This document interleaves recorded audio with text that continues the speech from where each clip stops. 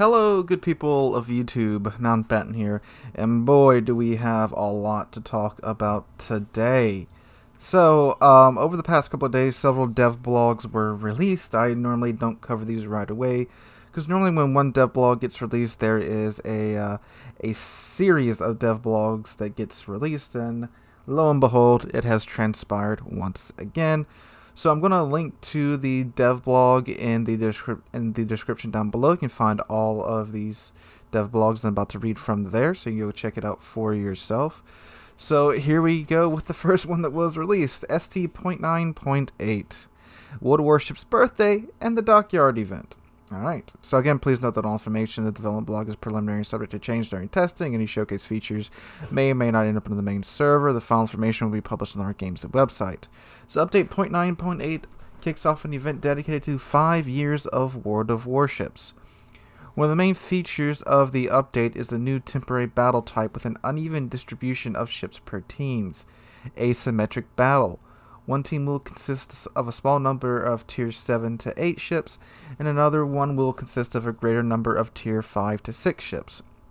You'll be able to freely enter battles in Tier 5 to 6 ships, but to participate in the asymmetric battles in a Tier 7 to 8 ship, you will need a new temporary resource, battle tokens, which are received by playing this battle type.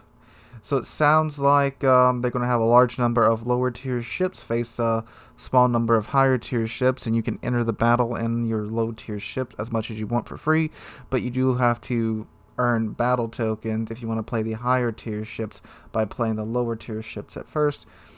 I mean, this sounds like it's just up tiering with extra steps, but it may be a little fairer for the lower tier ships since they are going to be more numerical and have a numerical advantage.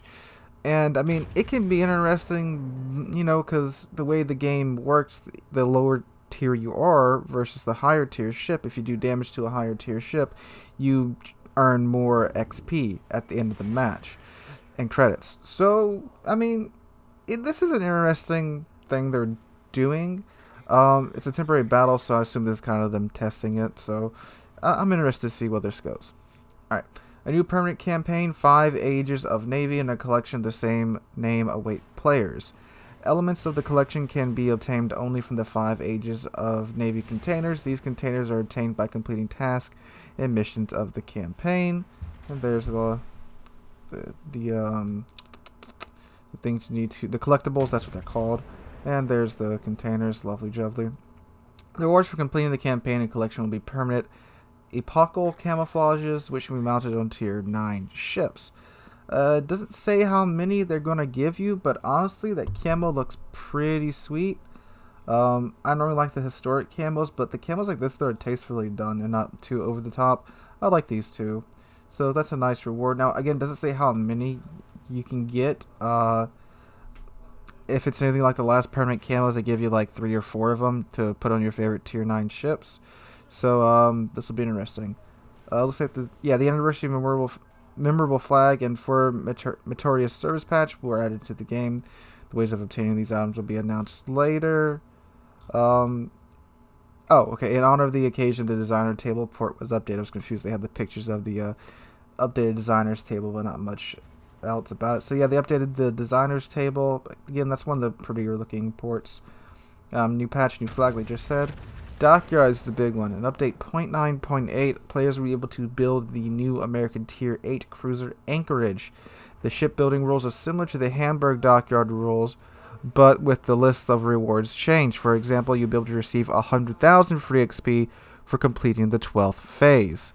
So instead of receiving the Graf Spee or a Tier 6 premium ship, you are going to get 100,000 free XP, which that's like just under half of a line if you want a free XP a line, or save that for modules and such, or if you're grinding up to a free XP ship. That's a nice reward there.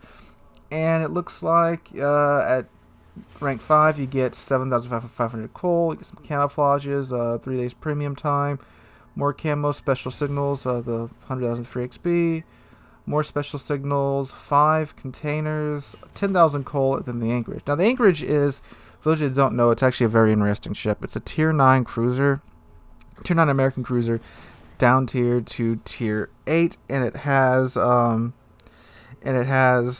torpedoes, smoke, and American guns. So it's a very, very, very interesting tier 8 ship. Now, I don't remember the details about it and such, but it's well worth the grind. Now, let me finish reading about the Dockyard.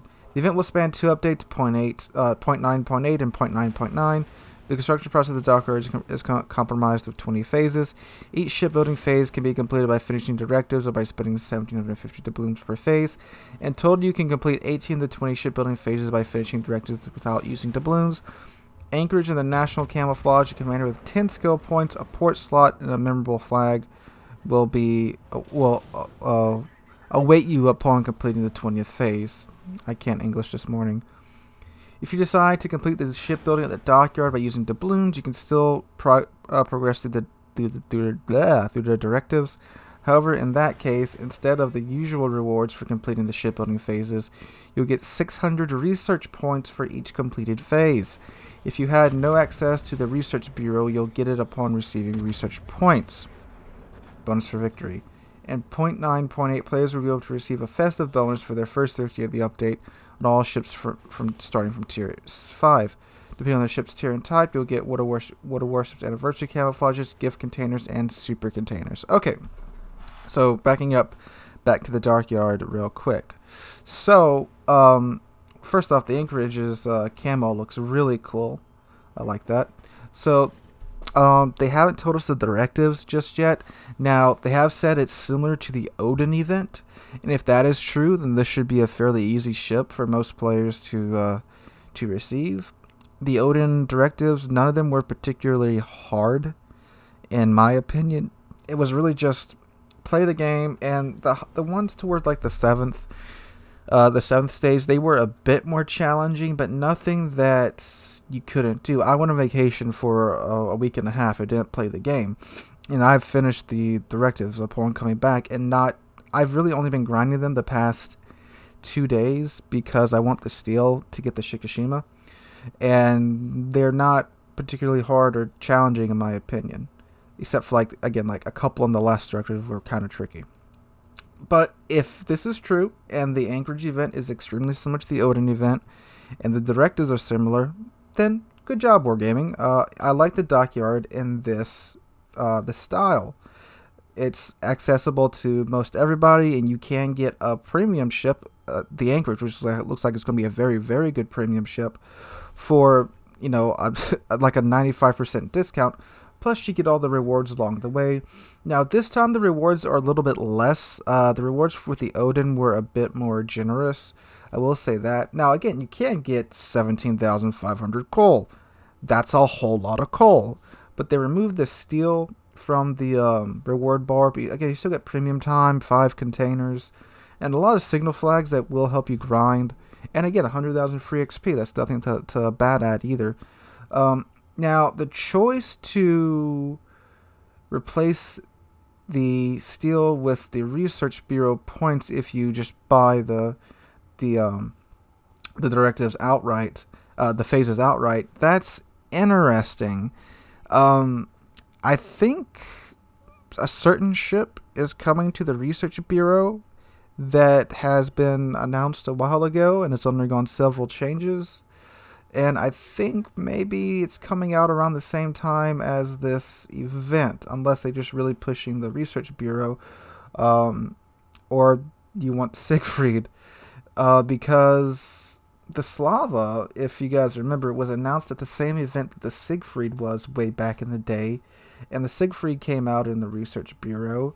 So the Slava, it hasn't been announced how we were going to get this ship, and I said either Steel or Research Bureau, and the fact that they're doing this Anchorage event and giving you Research Bureau points, I mean, it would incentivize people to buy through the phases if Slava was in the Research Bureau, because sure, some people want Siegfried, some people want Ohio, but none of those ships are insanely popular. I think the most popular Research Bureau ship right now is the Ohio, and you still won't run into it all that much. Think about it, guys. When was the last time you saw a Siegfried or a Colbert in battle? But people are going to want the Slava, and it makes sense from a business standpoint to release the Anchorage Dockyard event, where if you buy through the phases, you get Research Bureau points. If you release something like the Slava, which is going to be a high demand ship in the Research Bureau. That's just my opinion. I have nothing to substantiate this claim upon. That's just me thinking. Okay, so that's everything for the Research Bureau and for the birthday. So yeah, again, Research Bureau for the Dockyard and for the birthday event. Again, a lot of good coming out of this update. Again, the anniversary is normally a time that we get some free stuff. And again, if you have ships from tier 5 and above, you're going to get the anniversary camouflage, which normally give you some good buffs. And super containers as well. I think the way it normally works is the tier 10 ships. If I remember correctly from last year, you win a battle and you're in a tier 10, you get a super container. So for us collectors out there, that's very, very lovely. All right, now let's talk about some new ships and, well, an old ship that's come back to life. All right, again, ST.9.8, new ships. Please note that all the information from blog yada yada yada, subject to change and stuff. British cruiser Belfast 43, tier 8. Belfast 1943 represents the town class light cruiser as she would have appeared in the year 1943. Her model differs from the one of cruiser Belfast in having a higher number of dual-purpose guns and AA mounts, a slightly different superstructure geometry, and a fighter catapult. The ship is equipped with 12 152mm guns with powerful HE shells, a torpedo armament with the ability to launch individual torpedoes, decent concealment, a short burst smoke generator consumable, and a surveillance radar consumable with the 9-kilometer ship detection range. Thanks to her good concealment and surveillance radar consumable, Belfast 43 can help allies in fighting for caps and hunting for destroyers. Her special smoke generator, with its shorter reload and smoke screen dispersion times, will be useful for when there's need to retreat, but it doesn't allow to effectively fire at targets from inside the smoke. Okay, so Belfast is coming back in an earlier version. The version in game right now is, I believe, the 1950s Belfast. This is the 1943 World War II Belfast, and it sounds like it is actually significantly different from the Belfast we have right now. It has the British DD smoke generator, not the generator that Belfast has right now. It has surveillance radar, but it has a 9-kilometer range. I think the one right now is like 7.5. I'm probably wrong because I don't play Belfast that much. I do have it though, and it doesn't have hydroacoustic search, but it does have torpedoes now, so that's going to be interesting. So yeah, it sounds like I mean, for people that want Belfast, I mean, this is a nice. I mean, it's tier 8 too, so there's that. This is a nice compromise if you want Belfast, but you obviously don't want to spend your life savings away at the end of the year on Santa containers trying to get her. So yeah, it sounds like they, Belfast was pulled for being a bit overpowered, and now honestly, Belfast isn't that OP. It's mainly just in terms of utility now. But it sounds like they just went, well, we pulled it for being OP, so let's up tier to tier 8, change a couple things about it, and then put it back into the game. Now, granted, it's not just a copy-paste, because the model does actually look quite different from the other Belfast model, so there we go. Alright, and American battleship Oklahoma, tier 5. Oklahoma is a Nevada-class battleship, one of the main features of which are 10 long-range 356mm guns, placed in 2 double and 2 triple turrets. The ship has classic features of American battleships, an enhanced repair party consumable, high damage per salvo, and low speed. Due to her decent firing range, which can be increased to 19.9 kilometers by the Artillery Plotting Room Mod 1 upgrade, Oklahoma can effectively fire at long distances. And if she has to engage in close-range combat, the secondary guns with a good accuracy for the tier will be of use. So finally, another historic ship. Well, Belfast is a historic ship as well, but Oklahoma, another historic American battleship getting added into the game. So this is the first Nevada class we're going to get into the game, and yeah, I'm happy. The ship looks very cool. It looks, I mean, look at it. It looks beautiful. American battleship designers knew how to design a good-looking ship. So it sounds like she's going to have good accuracy at long range, and she's also going to have decent secondaries. Now, let's check her out real quick. The characteristics are here. So her secondary guns, they have a range of 4.5 kilometers, and that's base 18 127mm guns. So 4.5 kilometers base at tier 5, that's pretty decent. I imagine if you go full secondary build, you'll probably get it out to 7 kilometers maybe, if that. We'll have to see. 34-second reload time on her main battery guns. 792 meters a second for the velocity of those guns. I mean, sounds pretty American. We'll see how she progresses as she's... Oh, okay. Looking at the Belfast 2 right now, she does have hydroacoustic search. So Belfast has damage con, hydro, short burst smoke generator, fighter, no spotter, and surveillance radar. So she does have hydroacoustic search. Okay.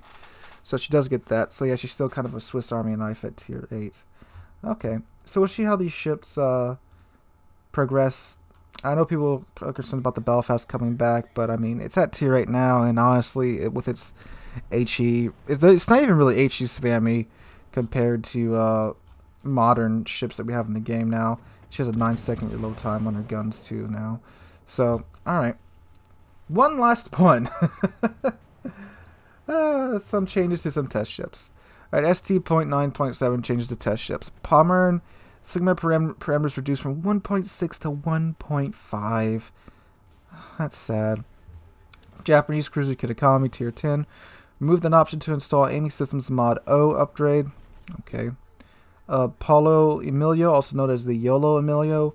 Torpedo spread width increased to standard values. Action time of the exhaust smoke generator consumable lowered from 45 to 35 seconds. Eric Lovenhart, dive bomber's attack time lowered from 5 to 4 seconds. So big takeaway from that, Pommern got nerfed from a Sigma of 1.6 to 1.5. Now you have to remember that this is a ship that at tier 9 does have 12 guns, 12 German guns with good pins. Now they are 15-inch guns, and a Sigma of 1.5 kinda sucks, but the dispersion for them is rather good. So this is just changing the regularity of the salvos now to where she's not going to be that dependable anymore. And I mean, she does have German secondary, she does have torpedoes, and she's it's an FAG with 12 15-inch guns, if you don't know. So I don't know, 1.5 seems a bit rough. I did see one in game the other day, and the dispersion didn't look that bad, but I wasn't playing it. You know, I was just spectating it after I got sunk. But a dispersion of 1.5 at tier 9, yeah, I mean, Alsace, who also has 12 guns that are nutty, and they're also 15-inch guns, has a Sigma of 1.6. So, yeah, I'm not sure how I feel about that. I do feel like if they're going to stick with that change, that's the last change that needs to happen to that ship, because 1.5 Sigma at tier 9 is pretty dang rough either way you cut it up. So I hope that's the last thing they're going to change about the Palmer, and I'm really looking forward to it. So anyway, guys, that's all the new stuff coming to the game in the next couple of updates. Let me know what you think about them in the comments down below. Hope you're having a wonderful Saturday. If you enjoyed the video, please drop a like, leave a comment, and subscribe to the channel. We are on our way to 15,000 subs, and we are under 700 away from that goal, and I cannot thank you guys enough for that. Again, guys, hope you're having a wonderful Saturday. Hope to catch you guys in the next one.